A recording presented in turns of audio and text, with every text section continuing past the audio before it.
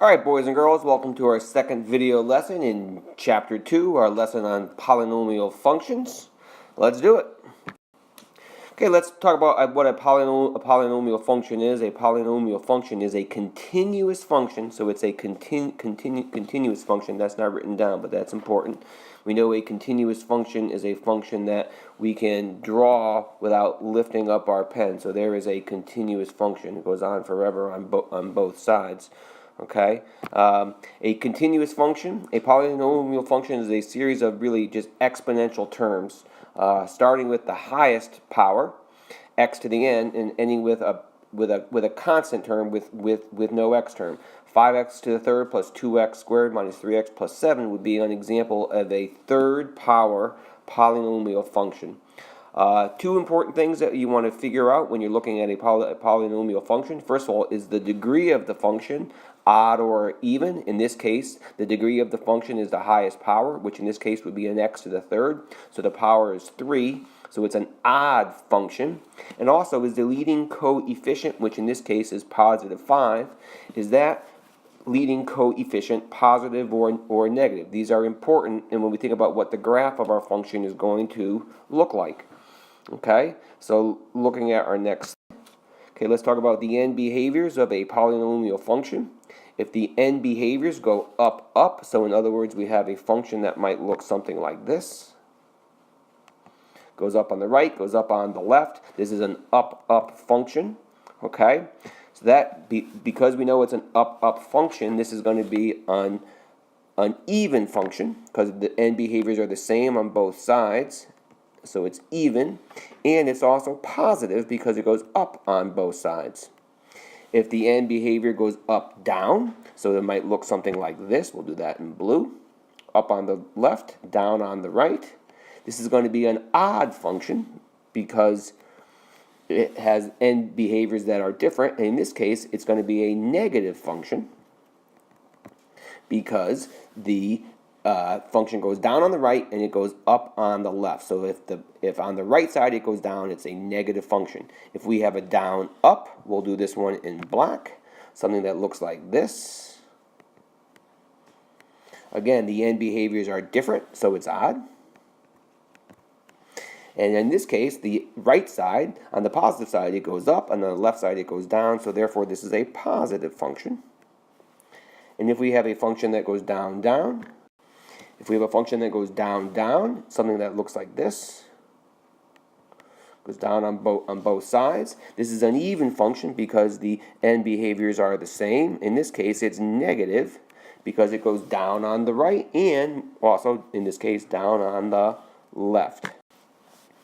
So as we look at this function again, okay, we know it's an odd function. We know it is a positive function. So this is going to have a picture that looks something like this. Okay, we have a relative max. We're going to have a relative max right here. We're going to have a relative min right here. And of course, if we have our graphing calculators, you know how to find the relative max and a relative min.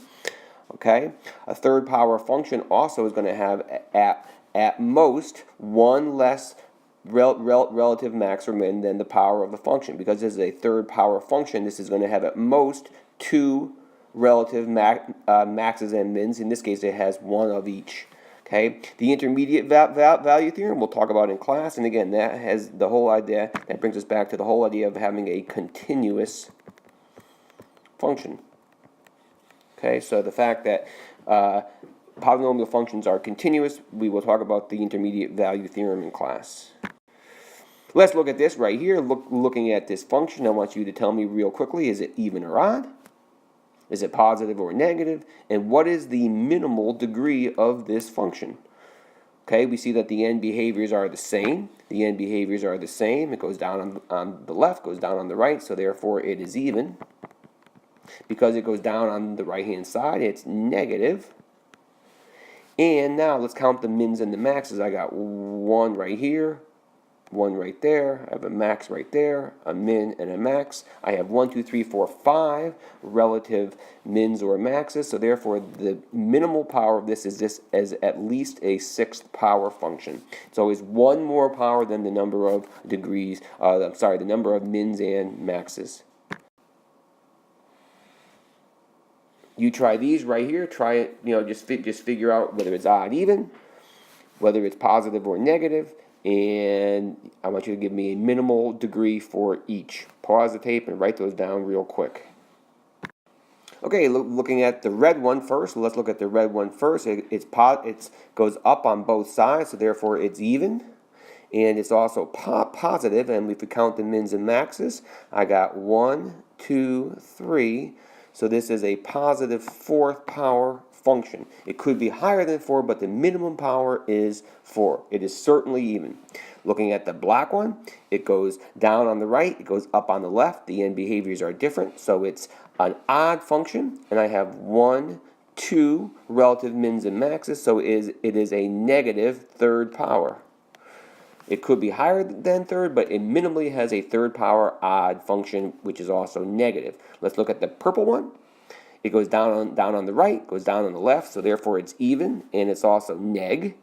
And it only has one relative max or min, so it's a minimal, a second power function, and it's negative. Looking at the green one, it goes up on the right, goes down on the left, so therefore it's positive. It's also odd, and I have 1, 2, 3, 4 relative mins or maxes, so therefore it is minimally a positive fifth power function.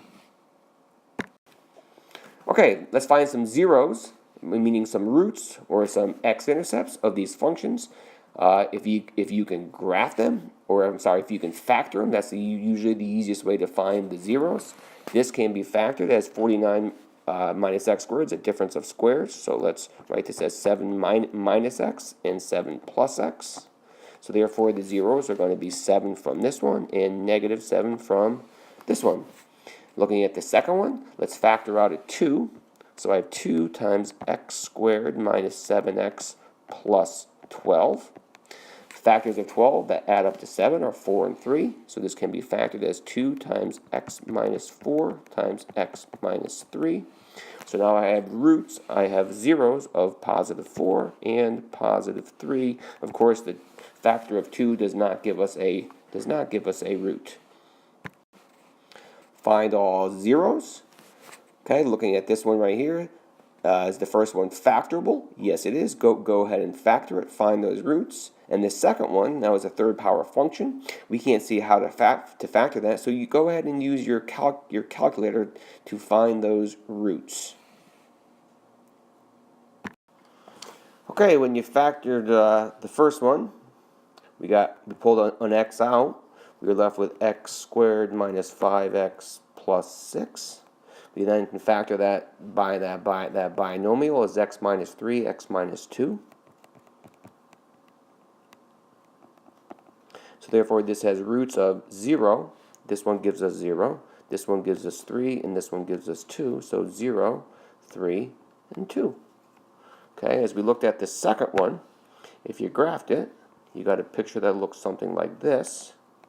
Using the second trace feature on our calculator, we got an answer of approximately 6.75.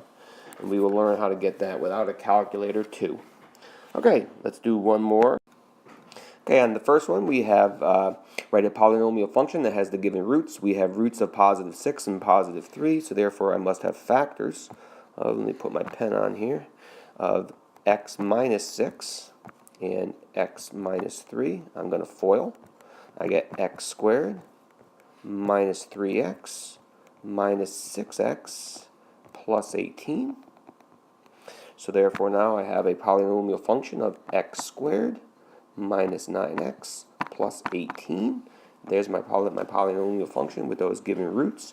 On the second one here, I have a factor of 0 that gives me, a root of 0 that gives me a factor of x. I have a root of negative 2 that gives me a factor of x plus 2.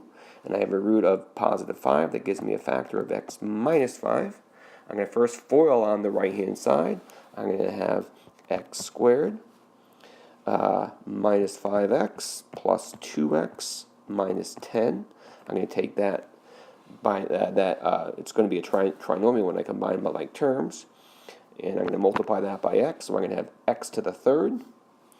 And then I'm going to combine my minus 5x plus 2x, get minus 3x, multiply that by x. This x right here, I get minus 3x squared minus 10x. So there's my polynomial function with those given roots. And the last one, I have three factors now. Because I have three roots, I'm going to have a factor of x minus 1, a factor of x plus 2, and a factor of x minus 3. The first 5 people that email me with that polynomial function, once you FOIL those out, I'll give you a bonus point on our next test or quiz. All right, folks, have a great day. We'll see you.